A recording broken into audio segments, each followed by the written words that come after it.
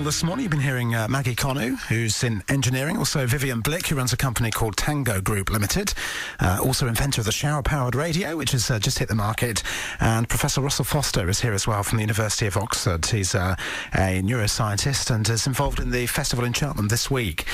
So, things that never made it. Tomorrow's World Never Comes. It's an interesting subject, part of Trevor Baylis's set tomorrow at the festival. What's the next big thing in your field waiting to be invented, and will it ever see the light of day? Russell?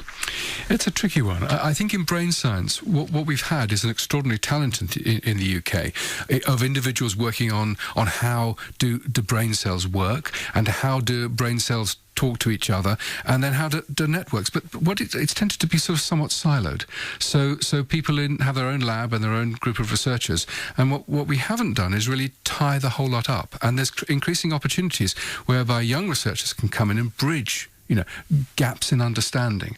And I think the big thing will be therapeutics that will be genuinely informed by basic science, because we're building now the infrastructure of teams whereby you can take a fundamental discovery and take it all the way through to the bedside. And so an example of that would be in stem cell research. Stem cell research in my department in Oxford, in ophthalmology, there's a real opportunity now of rebuilding light-sensitive cells within the eye with these stem cells. And that isn't science fiction. It can probably happen. We're a long way, but we're going in the right direction. And I think it's come about because it's involved lots of different individual teams working together, applying their specialist knowledge. And that's what's exciting. Very interesting. And by the way, before I ask Vivian the same question, news just in today, the Japanese company Nissan has announced plans to invest £192 million to build its latest car model in Britain,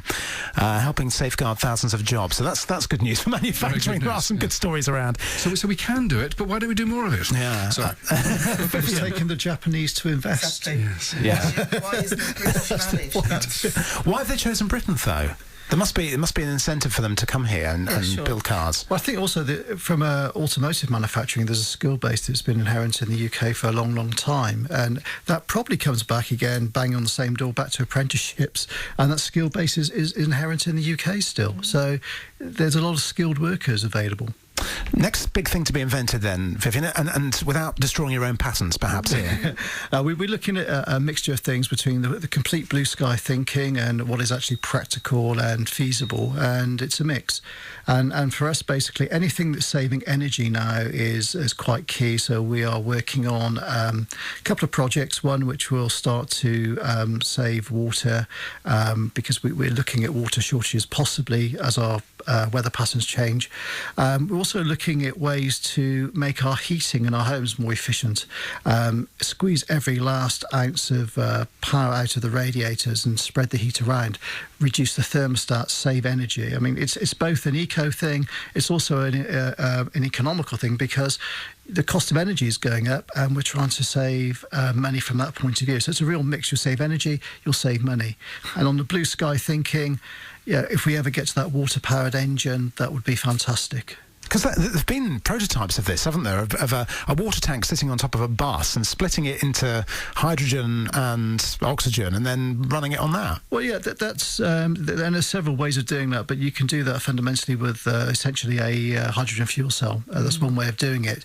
There are issues with that because hydrogen can be a little bit difficult to deal with at times. But even simple ideas, putting solar panels on the roof of an electric vehicle, that starts to add to the range. Maybe not so much in the UK, but certainly in sunnier climes.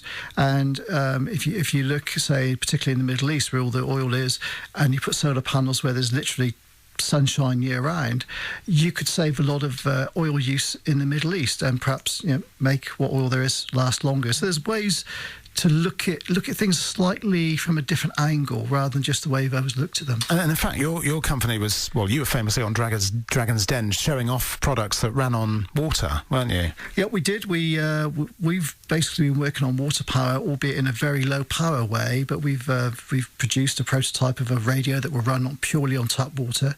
And that's not the sort of energy from the movement of the water. It's actually the water itself. No, that's isn't it? an electrolysis process. The actual shower-powered radio is using the energy on the moving water. Yeah. The radio that's running on water power is purely an electrolysis process. Interestingly enough, that was sort of poo-pooed by the panellists at Dragon's Den.